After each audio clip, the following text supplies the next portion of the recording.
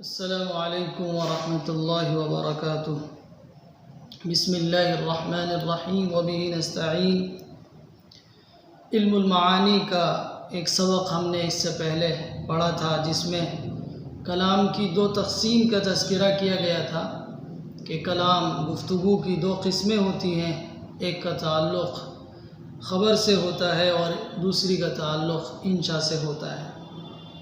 اب آج کے اس سبق میں ہم آپ کے سامنے خبر کو پیش کریں گے اور خبر کو لانے کی کیا غرض ہوتی ہے، کیا مقصد ہوتا ہے، کیا اس کا ریزن ہوتا ہے، خبر کیوں لائی جاتی ہے، اس کا تذکرہ یہاں ہوگا۔ خبر کی تعریف پیچھے گزر گئی ہے کہ خبر اس کو کہتے ہیں کہ جس کے کہنے والے کو سچا یا جھوٹا کہا جا سکتا ہے۔ اگر بات واقعے کے مطابق ہے تو سچا ہوتا ہے کہنے والا، اگر بات واقعے کے مطابق نہیں ہوتی ہے تو کہنے والا جھوٹا ہوتا ہے۔ اس کی مثالیں اس سبق کے اندر گزر چکی ہیں۔ یہاں خبر کیوں لائی جاتی ہے، خبر کے پیچھے کیا مقصد ہوتا ہے، اس کا تذکرہ یہاں کیا گیا ہے۔ پہلے ہم قواعد پڑھیں گے، پھر اس کے بعد مثالیں پڑھیں گے، اور اس کے بعد جو دوسری چیزیں اس کے اندر ذکر کی گئی ہیں ان کو بھی پڑھیں گے۔ الاصل فی الخبر یلقاء لأحد غرضین۔ خبر میں اصل یہ ہے کہ اس کو پیش کیا جاتا ہے، خبر کو لایا جاتا ہے دو غرض میں سے کسی ایک کے لیے۔ دو غرض ہیں، اس میں سے کسی ایک کے لیے خبر کو لایا جاتا ہے۔ دو غرض کیا ہیں؟ پہلی غرض ہے کہ إفادة المخاطب الحكم الذي تضمنته الجملة ويسمى ذلك الحكم فائدة الخبر۔ مخاطب کو فائدہ پہنچانا اس حکم کا جس پر جملہ مشتمل ہے۔ جملے کے اندر موجود حکم کا مخاطب کو فائدہ پہنچانا، اور اس حکم کو فائدۃ الخبر کہتے ہیں۔ یعنی آپ جو خبر، جو بات، جو گفتگو کسی مخاطب سے کرنے جا رہے ہیں اور اس سے وہ پہلے سے واقف نہیں ہے، اس کے پاس اس کی معلومات نہیں ہے، اس کے لیے وہ خبر، وہ بات نہیں ہے، تو یہ فائدۃ الخبر کہلاتی ہے۔ جس بات سے مخاطب کو فائدہ پہنچتا ہے، جس بات سے مخاطب پہلے سے واقف نہیں ہوتا ہے، ابھی واقف ہوا ہے، جیسے پہلی مثال اس کے اندر ذکر کی گئی ہے نبی صلی اللہ علیہ وسلم کی ولادت باسعادت کے تعلق سے، ان پر وحی کس سال میں ہوئی ہے، کس عمر میں ہوئی ہے، اور مکہ اور مدینہ میں آپ کا قیام کتنا رہا ہے، اس کو یہاں ذکر کیا گیا ہے۔ مخاطب پہلے سے ناآشنا ہے، ناواقف ہے، اس کو نہیں معلوم نبی صلی اللہ علیہ وسلم کی ولادت کب ہوئی ہے اور ان پر وحی کس عمر میں اللہ کی طرف سے نازل کی گئی ہے۔ مخاطب ان سب چیزوں سے ناواقف ہے۔ تو مخاطب جب کسی چیز سے ناواقف ہو اور اس کو وہ بات بتائی جائے تو یہ چیز مخاطب کو فائدہ پہنچاتی ہے۔ جملے میں موجود خبر سے اس کا علم میں اضافہ ہوتا ہے، معلومات اس کی بڑھتی ہے۔ تو إفادة المخاطب الحكم الذي تضمنته الجملة ويسمى ذلك الحكم فائدة الخبر۔ مخاطب کو فائدہ پہنچانا اس حکم کے ذریعے جو حکم جملے کے اندر موجود ہے، یعنی مضمون سے وہ مخاطب ناآشنا ہے، ناواقف ہے، پہلے سے اس کو اس کا علم نہیں ہے، اس کے لیے یہ خبر لائی جاتی ہے۔ جیسے آپ کو معلوم نہیں ہے کہ میں کل یہاں تھا یا نہیں، لیکن میں آپ کو بتاؤں کہ کنت غائبا امسی، کہ میں کل یہاں نہیں تھا، تو آپ اس چیز سے واقف نہیں تھے، میں نے واقف کرایا آپ کو، تو یہ فائدۃ الخبر کہلاتی ہے۔ اسی طرح امتحان کے نتیجے کا آپ کو کوئی علم نہیں ہے، آیا ہے یا نہیں آیا ہے، لیکن ایک آدمی آتا ہے اور آپ کو بتاتا ہے کہ ظہرت نتائج الامتحان، کہ امتحان کا نتیجہ آؤٹ ہو گیا ہے، امتحان کا نتیجہ آ گیا ہے، تو یہ آپ کے علم میں اضافہ اس خبر نے کیا ہے، اس لیے اس کو فائدۃ الخبر کہتے ہیں۔ دوسری مثال ہے إفادة المخاطب أن المتكلم عالم بالحكم ويسمى ذلك لازم الفائدة۔ مخاطب کو فائدہ پہنچانا کہ متکلم اس حکم کے بارے میں جانتا ہے اور اس کو لازم الفائدہ کہتے ہیں۔ مخاطب کو پہلے سے اس بات کا علم ہے، اس میں مخاطب کو اس طور پر فائدہ نہیں ہوتا ہے کہ اس کو پہلے سے علم نہ ہو، بلکہ مخاطب اس بات کو پہلے سے جانتا ہے، لیکن یہاں مخاطب کو اس طور پر فائدہ ہوتا ہے کہ متکلم بھی اس بات کو جانتا ہے۔ جیسے آپ نے کل کہیں کا سفر کیا ہو تو آپ خود زیادہ جانتے ہیں اس سفر کے بارے میں، لیکن میں یہ کہوں آپ سے کہ انت سافرت امسی، آپ نے کل سفر کیا تھا۔ رأیتک تنزل من القطار، میں نے آپ کو ٹرین سے اترتے ہوئے دیکھا تھا۔ تو آپ اپنے سفر کے بارے میں مجھ سے زیادہ جانتے ہیں، لیکن میں نے جب آپ سے یہ کہا کہ آپ نے کل سفر کیا تھا تو یہ بات مجھے بھی معلوم ہے۔ تو اس میں متکلم اپنے علم کو بتاتا ہے، اپنی جانکاری کو بتاتا ہے مخاطب کو، اور اس کو لازم الفائدہ کہتے ہیں۔ اسی طرح اور بہت سی مثالیں آپ اس کی بنا سکتے ہیں۔ انت نجحت فی الامتحان، کہ آپ امتحان میں کامیاب ہو گئے ہیں۔ کامیاب ہونے والے کو پہلے سے علم ہے، وہ کامیاب ہو گیا ہے، لیکن متکلم بولنے والا مخاطب کو یہ بات بتانے کی اور باور کرانے کی کوشش کر رہا ہے کہ آپ کے امتحان میں پاس ہونے کا علم مجھے بھی ہے۔ اسی طرح کوئی مجھ سے کہے کہ آپ جامعۃ الصالحات میں پڑھاتے ہیں، تو میں پڑھاتا ہوں، پہلے سے مجھے اس کا علم ہے، لیکن متکلم مجھ سے جب یہ کہہ رہا ہے تو وہ یہ بات مجھے بتانے کی کوشش کر رہا ہے کہ آپ کے جامعۃ الصالحات میں پڑھانے کا مجھے بھی علم ہے کہ آپ یہاں پڑھاتے ہیں۔ تو مخاطب کو فائدہ پہنچانا اس طور پر کہ متکلم اس حکم کے بارے میں پہلے سے جانتا ہے۔ تو یہ دو غرض ہیں خبر کو لانے کی، کہ مخاطب پہلے سے کسی بات سے ناآشنا ہے، ناواقف ہے، معلومات نہیں ہے، اس کلام سے، وہ مضمون کلام سے اور اس موجودہ بات سے ناواقف ہے، اسے واقف کرانا یہ فائدۃ الخبر کہلاتا ہے۔ اور مخاطب پہلے سے اس بات کو جانتا ہے، لیکن متکلم بھی اس بات کو جانتا ہے، یہ بات مخاطب کو بتائی جاتی ہے تو مخاطب کو اس سے فائدہ ہوتا ہے، اور اس کو لازم الفائدہ کہتے ہیں اس کو۔ اسی طرح خبر کو کبھی کبھی دوسرے اور مقاصد کے لیے بھی پیش کیا جاتا ہے، جن کو یہاں ذکر کر رہے ہیں۔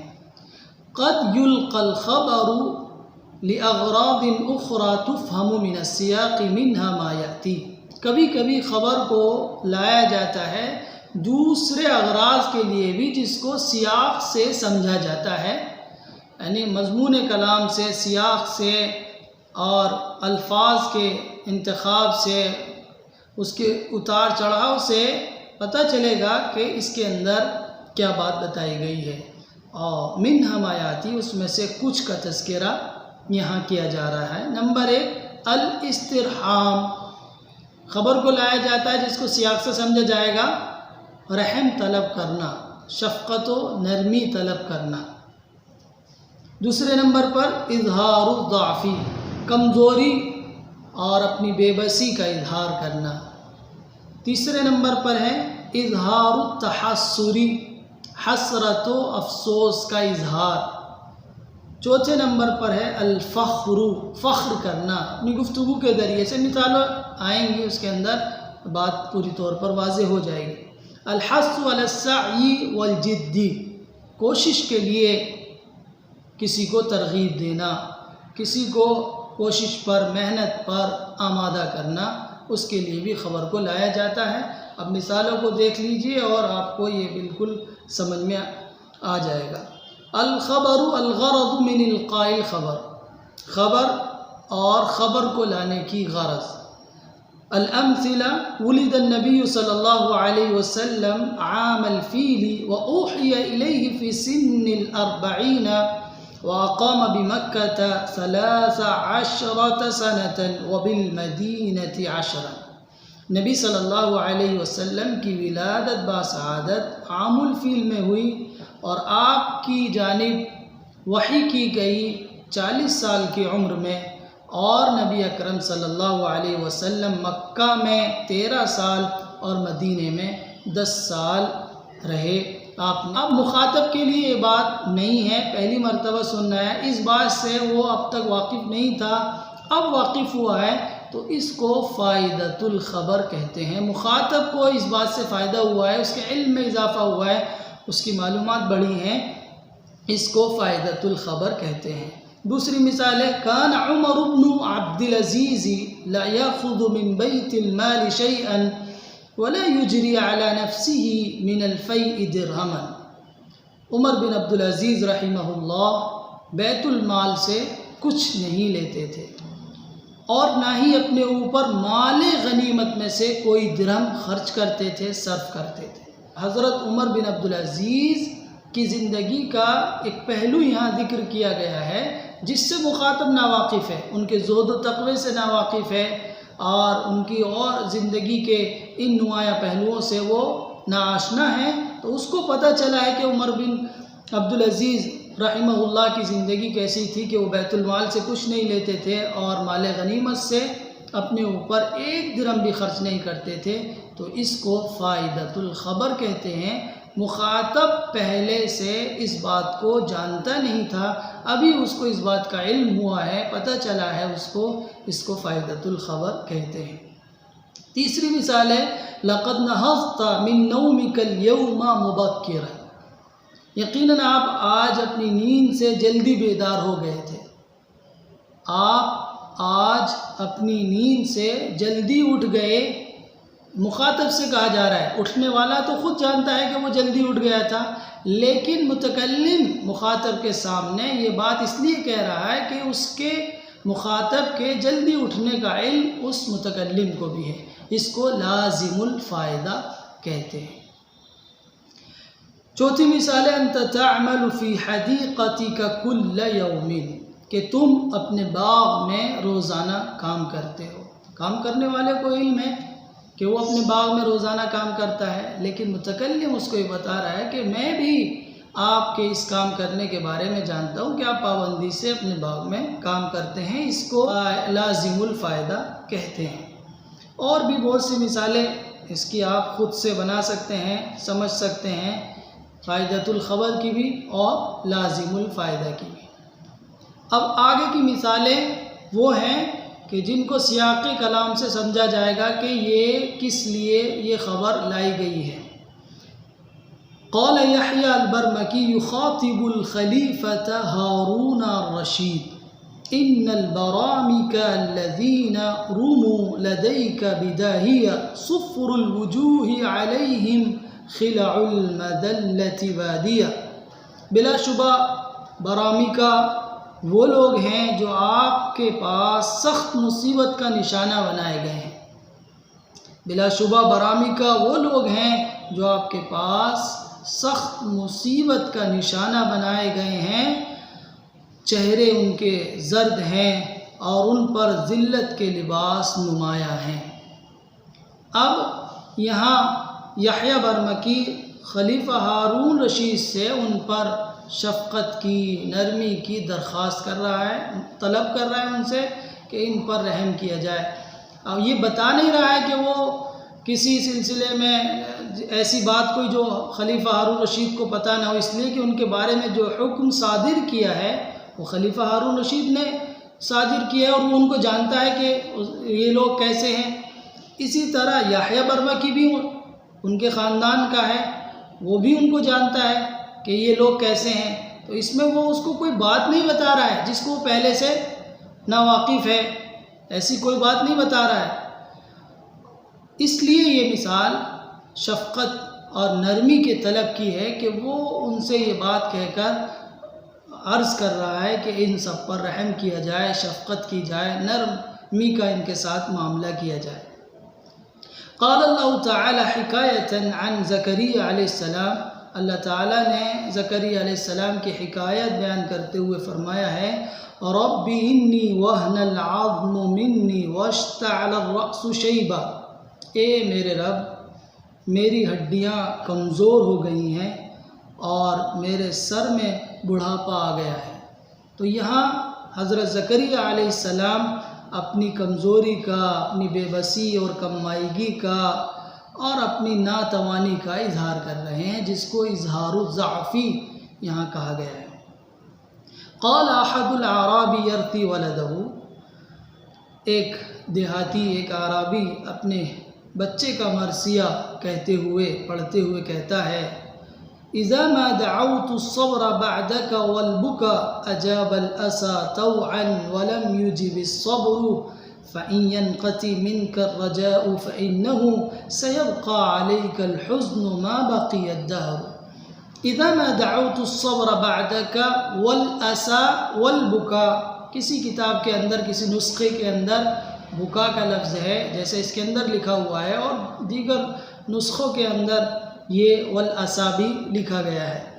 اذا ما دعوت الصبر بعدك والبكاء او والاسى، کہ جب میں نے تمہارے بعد صبر کو پکارا اور رونے کو پکارا، تو اجاب الاسى طوعا، تو اس رونے نے بخوشی اس کو قبول کر لیا، ولم یجب الصبر، اور صبر نے اس کا جواب نہیں دیا، اس کو قبول نہیں کیا۔